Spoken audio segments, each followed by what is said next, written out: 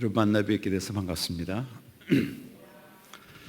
제가 1월 달에 설교 부탁을 받았습니다. 그때 우리 집사님으로부터 간단한 이런 소개를 받았습니다. 오랫동안 목자 없는 공동체, 이들이 말씀을 갈급해하고 있으니 하나님의 생명의 말씀을 가감없이 전해주시면 좋겠습니다. 그런 소식을 들었습니다. 먼저 목자 없는 양이 여러분 누굴까요? 우리가 생각하는 지도자가 없는 성도가 목자 없는 양이 아닙니다. 예수님은 마가복음 6장 34절에서 무리를 보시고 목자 없는 양처럼 불쌍히 여기셨다고 말씀하고 있습니다. 그때는 목자가 없는 게 아니죠. 서기관들이 말씀을 가르쳤고 제사장들이 전부 예배를 드렸습니다. 목자 없는 양들에게 예수님이 하신 게 여러 가지로 가르치셨다고 말씀합니다. 진리를 가르치신 것입니다. 이 말씀의 근원은 에스겔서 34장 1절에서 4절까지 나오는 말씀인데요. 당시 하나님의 위임을 받은 많은 목자들이 있었습니다. 그러나 그들은 진리를 가르치지 않았고 양을 치면서 자기들 배부르게 했던 이 잘못된 목자들이었습니다. 그들을 가리켜서 에스겔서 34장 5절 말씀에 저들이 목자 잃은 양이라고 표현한 것입니다. 실제 지도자가 있고 또 설령 목사가 있더라도 진리를 알지 못하고 진리를 듣지 못하면 그들은 목자 없는 양이 되는 것입니다. 그래서 예수님이 그들에게 진리를 가르치신 것이죠. 진리에 대한 얘기 하도 많이 들었잖아요, 여러분. 진리가 무엇일까요? 진리가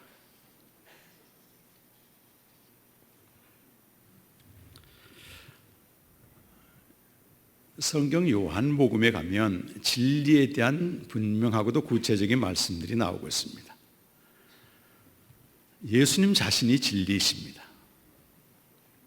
그리고 요한복음 17장 17절에서는 아버지의 말씀이 진리입니다 이렇게 되어 있습니다.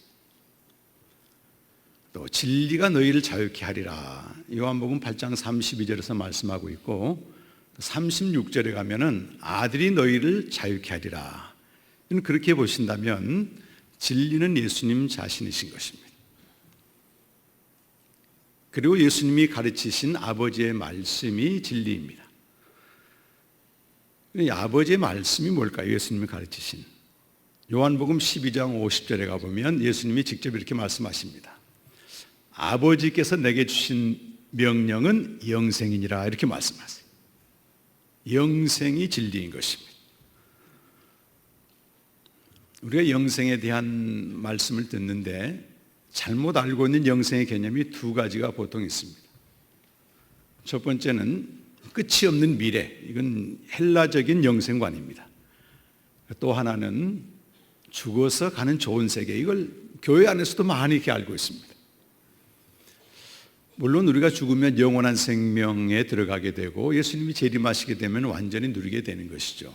영생의 현재성이라고 말할 수 있습니다. 미래성이라고 말할 수 있죠. 더 중요한 건 영생의 이제 현재성을 말하는데 시간 짧은 시간이지만 영생에 대한 실제에 대해서 여러분과 나누고 영생을 산다고 하는 게 뭔가에 대해서 함께 나누고자 합니다. 요한복음 5장 26절에 보시면 성경 있으시면 찾으시면 좋을 것 같습니다.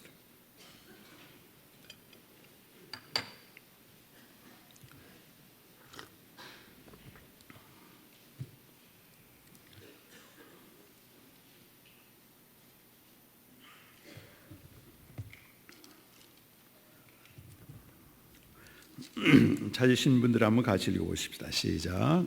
아버지께서 자기 속에 생명이 있음 같이 아들에게도 생명을 주어 그 속에 있게 하셨고, 이 말씀이 영생의 기원을 설명하고 있습니다. 영생은 아버지의 생명입니다. 원래는 그 생명을 아들에게 주어 아들 안에 있게 되는 생명을 영생이다 이렇게 말씀합니다. 그래서 요한복음 1장 4절에서는 아들 그 안에 영생이 있었음에 이것이 사람들에게 빛이라고 말씀하고 있죠. 그리고 요한 1서 5장 11절 말씀해 보시면 우리 한번 읽어보실까요? 같이 앞에 띄어주시죠. 시작. 또 증거는 이것이니 하나님이 우리에게 영생을 주신 것과 이 생명이 그의 아들 안에 있는 그것이니라. 그렇습니다, 여러분. 이 영생은 아들 안에 있는 생명을 가리켜 말씀합니다. 예수님 안에 있는 생명이겠죠. 그림을 좀 여러분 하나 같이 보셨으면 합니다. 그래서 아버지와 아들의 관계, 아버지가 아들에게 생명을 주셨어요. 방금 5장 25절, 26절 읽으셨고, 그리고 이 아들이 받은 생명으로 아버지께 복종을 하는 것입니다. 요한복음 14장 31절에 보시면 예수님이 내가 아버지를 사랑하는 것과 그의 명대로 행하는 것을 이렇게 말씀하고 있습니다. 아들의 아버지에 대한 사랑은 철저한 복종입니다. 요한복음 15장 10절 말씀에서도 예수님이 내가 아버지의 계명을 지켜 그의 사랑 안에 거하고 있다 이렇게 말씀하고 있죠. 아버지는 복종하는 아들을 이렇게 사랑하셨습니다. 아버지가 아들을 사랑하셔서 주신 것은 영광이라고 말하는데 그것은 아버지 자신을 주신 것입니다. 그래서 아들은 아버지께 복종하고 복종받는 아들은 아버지는 아들을 사랑해서 자기 자신의 본질을 다 주신 것이죠. 이렇게 해서 이 두 분이 창세 전부터 함께 하셨던 것입니다. 그래서 우리 아까 읽었던 요한복음 17장 5절에 본문 말씀 보시면은 예수님이 그렇게 설명을 하시죠. 아버지여 창세전에 내가 아버지와 함께 가졌던 영화로서 지금도 아버지와 함께 나를 영화롭게 하옵소서 이런 기도를 하셨단 말입니다. 이 두 분의 관계는 영광스러운 관계였고 이 두 분 사이에는 기쁨이 충만했던 것입니다. 하나님의 아들이 마태복음 11장 19절과 잠언 8장에서는 지혜로 나타나고 있는데 창세 전에 지혜를 가진 아들은 아버지 앞에서 기뻐하셨다고 말씀하고 있어요. 기뻐하셨다. 그가 창조주가 되어서 이 세상 모든 만물을 지으시고 그가 지으신 만물 가운데서 기뻐하시며 또 사람들을 지으시고 사람들 가운데서도 기뻐하셨다. 그래서 이 창세전 아버지와 아들의 관계는 기쁨이 충만했던 관계입니다. 그게 함께라고 하는 것이죠. 이것을 다른 말로 아들 안에 거하고 아버지 안에 거하고 그래서 하나가 된 관계입니다. 그래서 우리 인간 사회의 모든 관계, 특별히 예수 그리스도를 믿고 생명을 얻은 우리는 저 아버지 품에서 기뻐하게 된다는 것입니다. 다음 그림을 제가 한번 요한복음 17장 24절 말씀이 됩니다. 맨 아래에 있는 사람 바로 구원받은 저와 여러분 생명 있는 자를 말합니다. 우리가 바로 저 아들 안에 거하고 아버지 안에 거하는 것입니다. 그래서 요한복음 17장 24절 한번 저 위에도 있지만 좀 안 보이죠? 한번 읽어보겠습니다. 성경으로. 자, 시작. 아버지여 내게 주신 자도 나 있는 곳에 나와 함께 있어 아버지께서 창세 전부터 나를 사랑하심으로 내게 주신 나의 영광을 그들로 보기를 원하옵나이다. 자, 우리가 아버지가 주신 자가 생명을 얻은 자인데 우리가 있어야 할 곳은 다른 곳이 아니고 이 아들 안에 아버지 안에 거하는 저 안에 들어가는 것입니다. 창세전에 아버지와 아들이 기쁨으로 존재했던 그 자리에 우리가 들어가는 것입니다. 우리가 있어야 될 곳이 바로 여기라고 하는 것입니다. 제가 아는 장로님 한 분은 지금 60대 후반이신데 15살 때인가 가출을 하게 됐어요. 근데 충청도 분이신데 아주 그 철공소를 하고 집안이 잘 살았습니다. 근데 엄마 아빠하고 늘 이렇게 갈등이 있고 싸우고 그래서 15살 되면서 그게 너무 고통스러웠던 것입니다. 근데 어느 날 그 철공소 앞에 그때만 해도 거지들이 많았잖아요. 이 아버지와 아들 거지, 부자 거지가 이렇게 있는데 깡통을 주로 이제 차면서 이렇게 구걸 행위를 했지 않습니까? 그런데 그 거지 아버지를 가운데 두고 그 아들 거지가 말이죠. 그 아버지 주위를 뱅뱅뱅뱅 돌면서 막 그렇게 기뻐하며 춤을 췄다는 거예요. 근데 그 아이가 너무 부러웠던 거예요, 장로님 어렸을 때. 그래서 나도 저 거지처럼 살아도 저렇게 기쁘게 좀 살자 그러면서 가출해가지고 그 거지 부자를 이제 찾았다고 하는 것입니다. 제가 그 얘기를 들으면서요, 정말 창세전에 아버지와 아들과의 기쁨이 바로 저런 것이었다. 그 아들은 아버지 앞에서 기뻐하고, 또 쉬운 성경을 보시게 되면 잠언 8장 31절이 아들이 그 안에서 기뻐하며 춤췄다는 말씀을 하시는 겁니다. 아까 찬양하실 때 이런 찬양을 여러분 하셨잖아요. 하나님의 자녀여 크게 찬송 부리며 밝고 거룩한 길로 기쁨으로 나아가 주의 보좌 앞에 속히 들어가겠네. 이 찬양이 거의 생후 6개월 이후에 평생 맹인으로 살았던 크로스비 여사의 찬양이거든요. 그는 할머니로부터 성경을 계속 들으면서 진리를 다 깨달았는데요. 아마 성경 찬송가 작시자 중에서 영생의 충만함을 산 분이 이만한 분이 없는 것 같아요. 근데 그분의 찬송가 한 20몇 곡이 우리 한국 찬송가 있는데요, 거의가 다 영생에 대한 찬송입니다. 영생의 실제는 바로 아들 안에 거하고 아버지 안에 거하는, 이게 실제거든요. 이 영생을 디도서 1장 2절의 말씀 보면 하나님이 우리에게 약속을 하셨습니다. 그럼 디도서 1장 2절 말씀 한번 읽어보십시다. 같이 시작.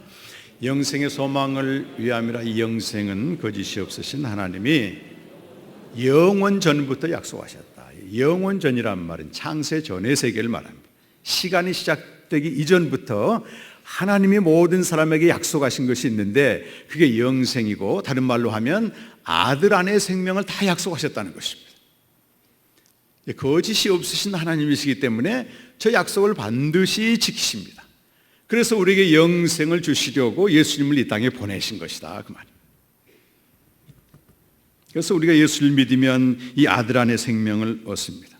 요한일서 5장 12절과 13절의 말씀 보시면 같이 읽어보십시다. 아들이 있는 자에게는 생명이 있고 하나님의 아들이 없는 자에게는 생명이 있다.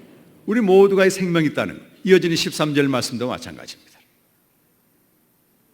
사도 요한이 분명히 예수 그리스도를 믿는데 그 안에 생명이 있음을 알지 못하기 때문에 요한일서에서는 어쩌면 요한복음의 주석서처럼 이걸 계속 쓰고 있는 것입니다. 읽어보시죠. 내가 하나님의 아들의 이름을 믿는 너희에게 이것을 쓰는 것은 너희로 하여금 너희에게 영생이 있음을 알게 하라. 그렇습니다. 영생은 아들 안의 생명이고 하나님께로부터 태어나는 생명인 것입니다. 이 생명은 우리 부모로부터 태어나는 생명과 완전히 다른, 땅에서 태어난 생명이 아니고 위로부터 태어난 생명입니다. 그래서 요한복음 1장 12절과 13절에서는 이렇게 말씀하고 있습니다. 같이 읽겠습니다. 영접하는 자 곧 그 이름을 믿는 자들에게는 하나님의 자녀가 되는 권세를 주셨으니 이는 혈통으로나 육정으로나 사람의 뜻으로 나지 아니하고 오직 하나님께로부터 난 자다. 하나님께로부터 나았다, 그 말은 born of God이라는 말을 씁니다. 하나님으로부터 태어났다 이렇게 써요. 근데 아담은 하나님으로부터 태어난 게 아니고 made of God이라는 말을 씁니다. 하나님께로부터 만들어졌다, 이런 생명이. 하나님이 아담을 창조하신 것, 만드신 것은 궁극적으로는 창세전에 약속된 아들 안의 생명을 주시기 위해서 아담을 만드신 것입니다. 그래서 여러분, 아들의 생명과 아담의 생명은 전혀 다릅니다. 그래서 우리가 예수님을 영접하면 아담의 무지한 상태인 아담의 생명으로 돌아가서 에덴에서 사는 게 아니고 아들의 생명으로 태어나서 창세전 아버지와 아들이 가졌던 그 기쁨 속으로 들어가는 것입니다.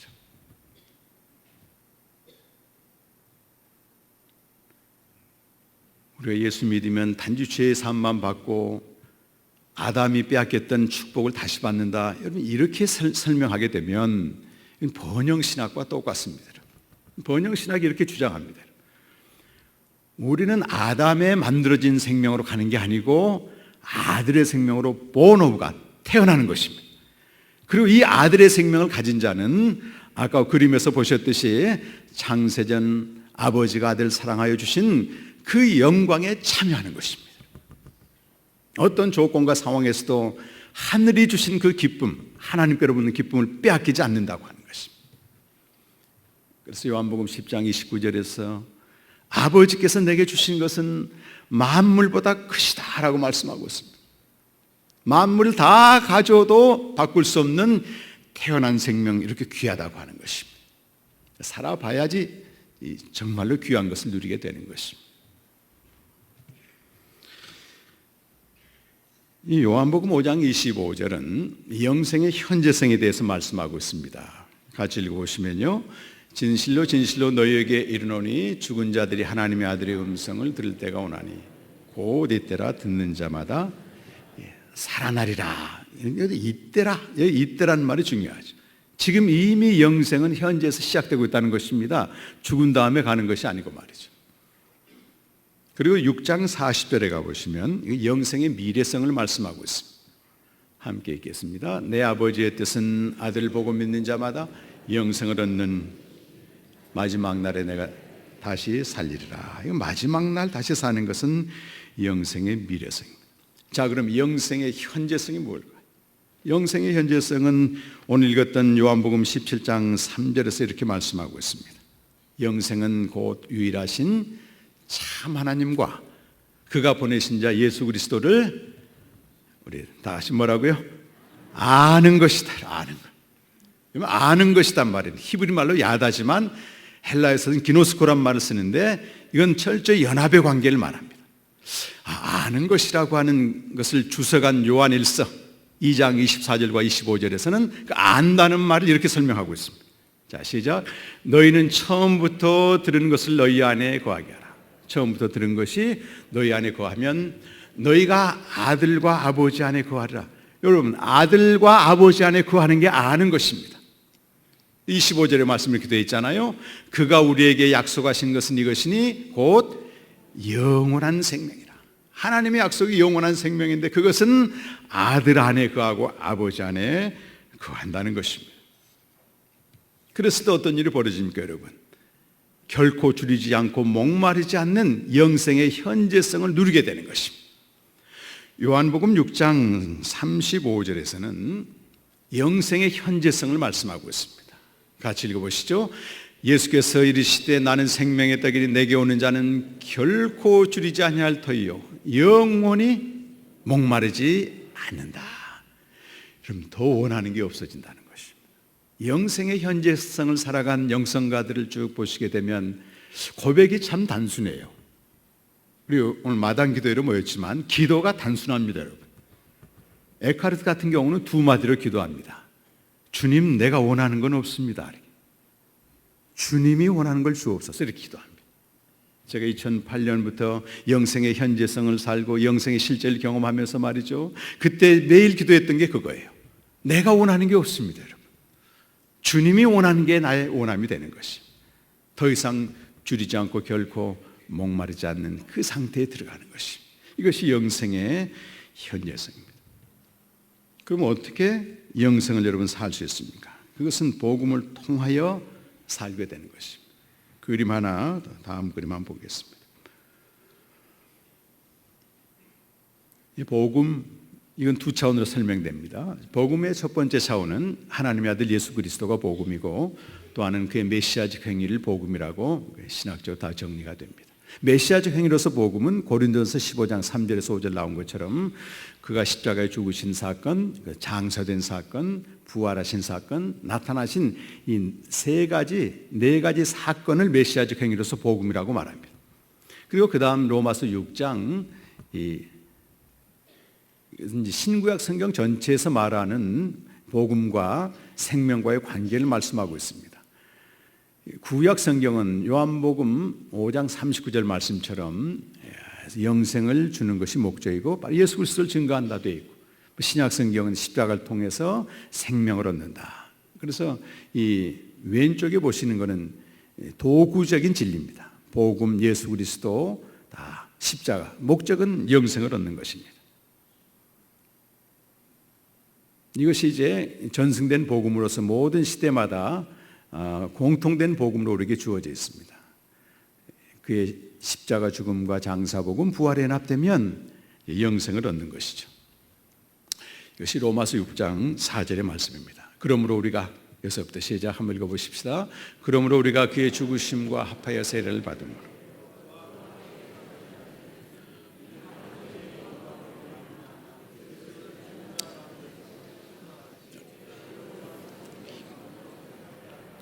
여러분, 우리 안에 생명이 있습니다. 영생이 있는데 영생을 날마다 사는 길은 방금 로마서 6장 4절처럼 그리스도의 죽음과 장사됨과 부활에 연합되는 실제 그리스도와 연합된 삶을 통해서 매일 영생을 사는 것인데, 그 영생을 산다는 말은 다른 말로 하나님과 연합 안에 들어가는 것을 말합니다.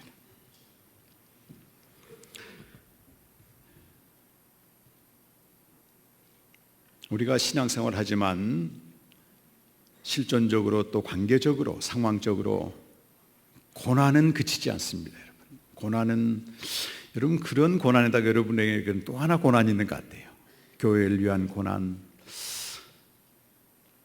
아마 이런 고난이 올 때 여러분 가장 많이 묻고 질문할 거예요. 고난이 없으면 질문이 없습니다. 진짜 교회란 뭘까? 신앙이란 뭘까? 그리스도를 믿는다는 걸 뭘 말하는 걸까?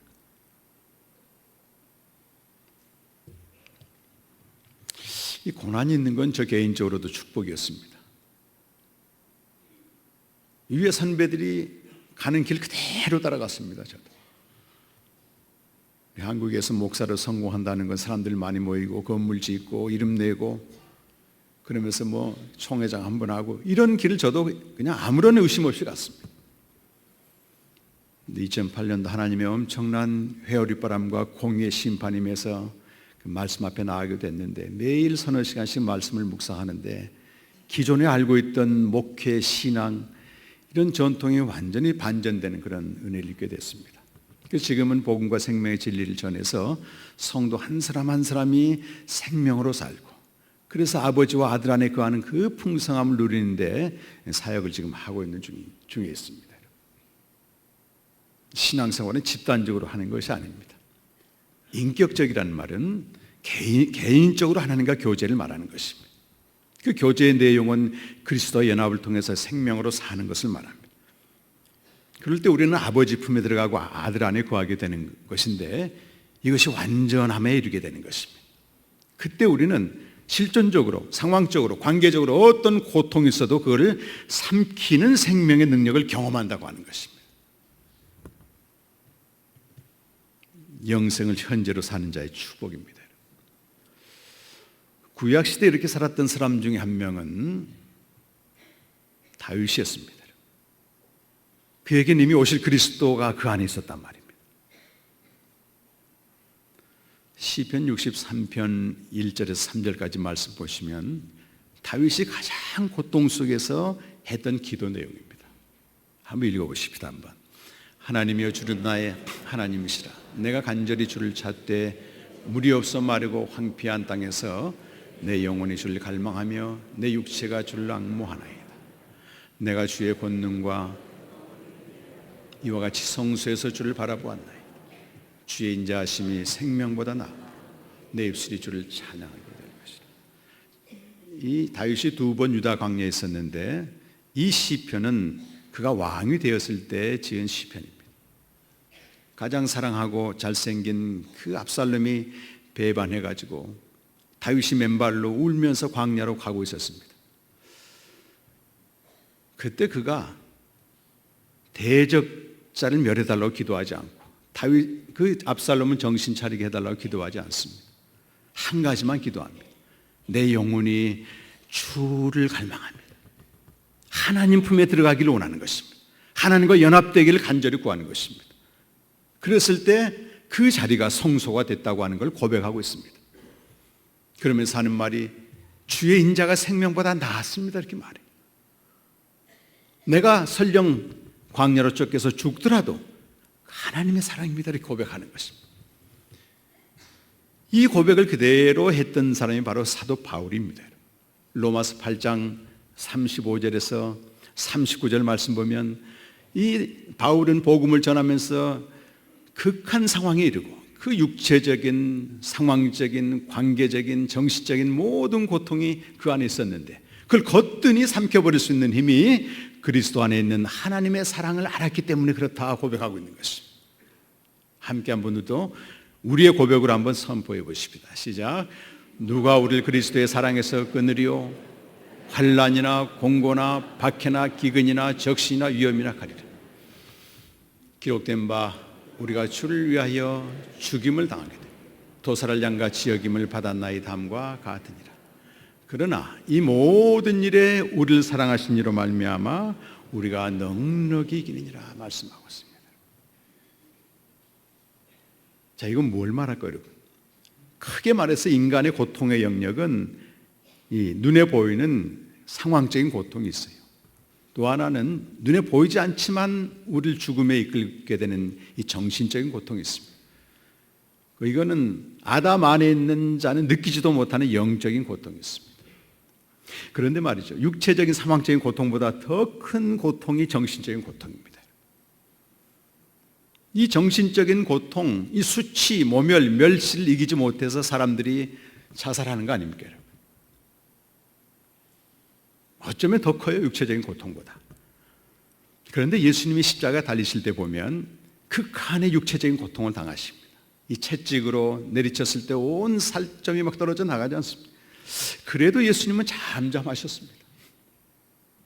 그리고 군병들이 또 사람들이 예수님의 얼굴에 침을 뱉고 조롱하고 멸시하고 이 정신적인 고통도 말할 수 없이 당한 것입니다. 그래도 예수님이 잠잠하셨어요. 그런데 십자가상에서 예수님이 두 번 부르짖는데 첫 번째가 엘리 엘리 라마 사박다니 하나님이 나를 어찌하여 나를 버리시나이까 영적인 분리의 고통이거든요. 그분은 창세 전부터 아버지 품에서 기뻐하고 함께 계셨기 때문에 단 한 번도 중단된 적이 없습니다. 하나님과의 관계가 아버지와 연합이. 그래서 요한복음 17장 5절에서도 내가 창세 전에 아버지와 함께 가셨던 영광으로 지금도 함께 영광 돌린다, 그 말은 그분이 이 땅에 오셨어도 단 한 번 아버지와 분리된 적이 없었습니다. 근데 그분이 견딜 수 없이 부르짖는 고통은 단 한 번 아버지와 분리되는 그 고통으로 인해 부르짖는 것입니다. 함께 해본 적이 없는 사람은 분리된 고통을 모릅니다, 여러분. 참 죄송한 말이지만 부모를 알지 못한, 부모와 살아보지 않는 고아들은 부모와 분리되는 고통이 뭔지를 모르는 것입니다. 그러나 부모와 함께 살아본 아이들은 어떤 연유로 인해서 가정이 깨졌을 때 그 분리된 고통을 아는 겁니다. 아담 안에 있는 우리 모든 자들은 이미 하나님과 분리된 상태에서 태어났기 때문에 하나님과 분리된 고통이 뭔지를 모릅니다, 여러분. 예수님은 창세 전부터 아버지 품에 있었기 때문에 분리된 고통이 너무도 큰 거예요. 영적인 고통이 그분의 모든 고통이었습니다. 그리고 그가 하나님 아버지와 함께한 영적으로 연합됐을 때는 어떤 정신적인 육체적인 고통도 넉넉히 끌어안는 것입니다.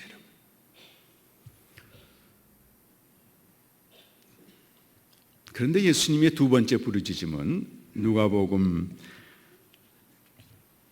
23장 46절 보면 그가 큰 소리로 이렇게 말씀하셨어요. 아버지여 내 영혼을 아버지께 부탁하나이다. 그는 아버지께 버림받은 그 자리에서도 아버지 품으로 들어가는 기도를 하는 것입니다. 버림받는 자리에서까지도 아버지와 연합되는 그 기도를 하는 거예요. 다윗이 했던 것처럼 말입니다. 그때 넉넉히 승리하게 됩니다. 어쩌면 우리가 당하는 이 세상의 고통은 육체적인, 정신적인 고통, 그러나 우리가 아들 안에 거하고 아버지의 품에 거하는 영생에 실제로 산다면 그 어떤 고통도 넉넉히 수용하는 것입니다. 이것이 영생의 풍성한 삶인 것입니다. 제가 이런 사역을 벌써 한 8년째 해오면서 많은 분들이 복음을 통해 생명으로 가는 길을 알고 직장 생활 또는 나름대로 사업 바쁘지만 매일 이분들은 4시, 5시에 일어나서 개인적으로 주님과 교제하는데 기존의 큐티나 말씀 묵상은 적용과 깨달음에 머물렀다면 기독교 2000년 역사 내내 단 한 번도 중단되지 않는 생명의 공동체는 거의 하나님과 교제, 사귐으로서 말씀 묵상을 하게 되는 것입니다. 제가 그 부분을 개인적으로 체험을 했고 또 논문을 쓰게 되고 그래서 그런 걸 전부 제가 신학적으로 정립을 하게 됐죠. 이분들의 삶은 정신적으로 때로는 상황적으로 때로는 상상을 초월하는 고난들이 있습니다. 그럼 매일 새벽마다 아들 안에 거하고 아버지 품에 거함으로 말미암아 거기로부터 넉넉히 승리하게 되는 것입니다. 바로 이런 생명으로 사는 공동체가 초대교회 공동체였습니다. 요한일서 1장 1절에서 4절은 우리라고 하는 말이 9번씩이나 나옵니다. 한번 자세히 읽어보시죠. 제일 많이 나옵니다.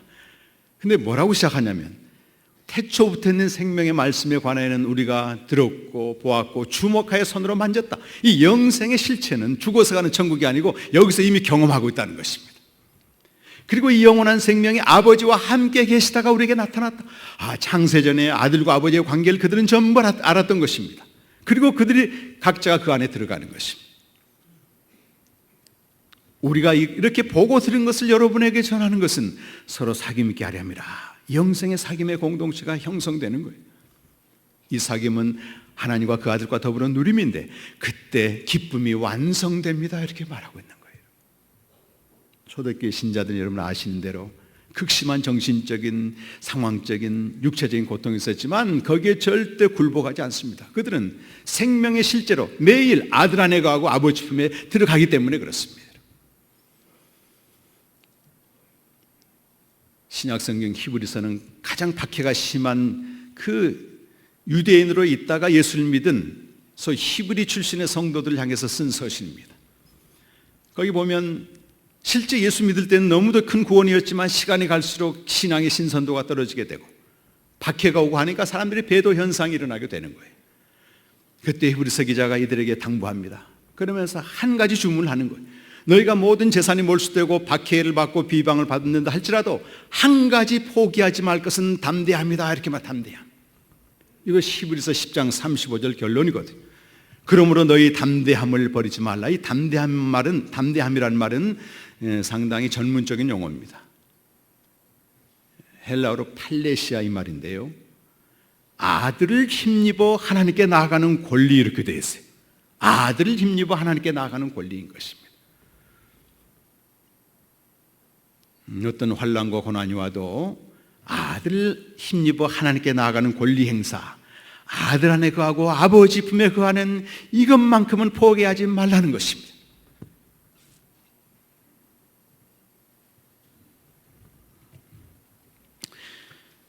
모든 시대 교회는 영생의 복된 공동체라고 할 수 있는 초대교회로의 회복을 목표로 하고 있습니다. 각자가 생명을 알고 생명으로 교제하는 일이 시작되게 되고 그들이 모일 때마다 하나님과 교제한 그 기쁨을 누리게 되는 것입니다.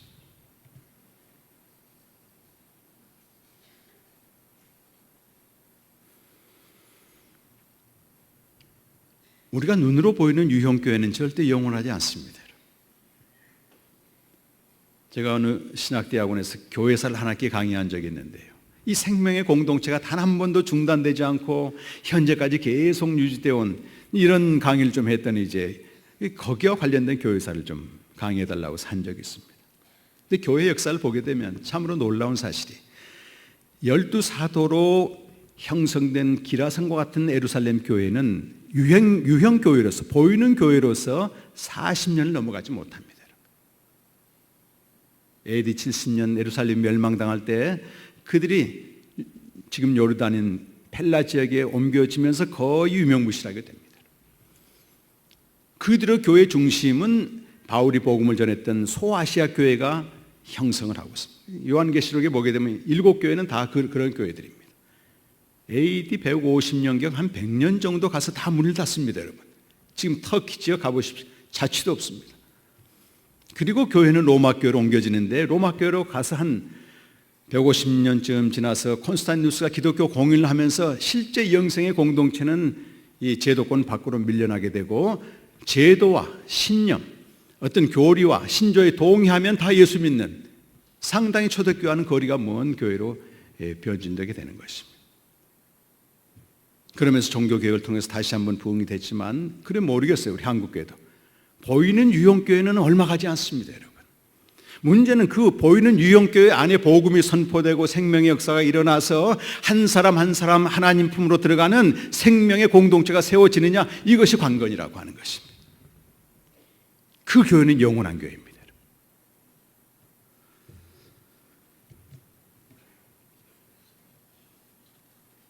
지난주에 제주도에서 중국 지도자 44명이 와서 제가 4박 5일 동안 이 복음과 생명의 진리를 전했습니다. 지금 중국에 박해가 시작되고 있는데 가장 박해가 심한 곳이 소위 절강성이라고 하는 곳입니다. 절강성의 기독교는 중국의 자랑입니다, 여러분. 문화혁명 때도 버틸 만큼 아주 강고한 신앙의 전통을 가지고 있습니다. 그런데 요즘 무슨 일이 벌어지는가 하면은 이 교회로 자본주의가 이제 활성화되면서 돈이 막 들어오기 시작합니다. 교회를 지었는데 으리으리하게 성처럼 지었어요. 50억을 들여서 지었는데 공산당 주석궁보다 더 화려하게 짓습니다. 그걸 가만두겠습니까? 그래서 십자가를 다 떼내고 뒷조사하고 이러면서 핍박을 가하는 거예요. 이번 그 44명 지도자 중에 그 절강성에 선 지도자가 있었습니다. 그가 성경 전체의 언약을 통해서 하나님의 행하신 일을 보시면서 그가 이렇게 고백했습니다. 이건 단순한 핍박이 아니고 하나님이 우리 절강성 교회를 심판하신다는 거예요. 외형만 남고 연륜을 자랑하는 껍데기만 남고 그 안에 생명의 역사는 나타나지 않는 이 교회를 하나님이 공의로 심판하고 계신다. 그걸 그분이 얘기하시더라고요. 하나님은 심판을 통해서 의로 다시 세우시고 성전을 지으시며 생명의 역사로 나아가게 하는 놀라운 섭리가 있습니다. 그것은 집단이 아니고 개개인이 말씀 앞에 나아갈 때 하나님의 뜻을 이루게 되고 생명으로 나아가는 역사가 있게 되는 것입니다. 말씀을 마치겠습니다. 에밀 브르너라고 하는 20세기 3대 3명의 대표적인 지도자는, 신학자는 이런 얘기를 했습니다. 개신교가 종교개혁한 이후에 하나의 큰 함정이 있는데 그것은 성경주의다. 비블리시즘이라고 말합니다. 성경에 있는 것을 잘 연구해서 잘 전하고 진리를 전하면 사람들이 그걸 듣고 신앙이 좋아진다고 하는, 신앙이 소위 형성된다고 하는 것은 놀라운 착각이다. 이 성경주의라는 것입니다. 신앙의 형성은 좋은 설교, 성경을 잘 해석한 걸 듣는 게 아니고 예수 그리스도와의 만남을 통해서 형성된다고 말합니다. 예수 그리스도와의 만남은 어떻게 이루어집니까, 여러분?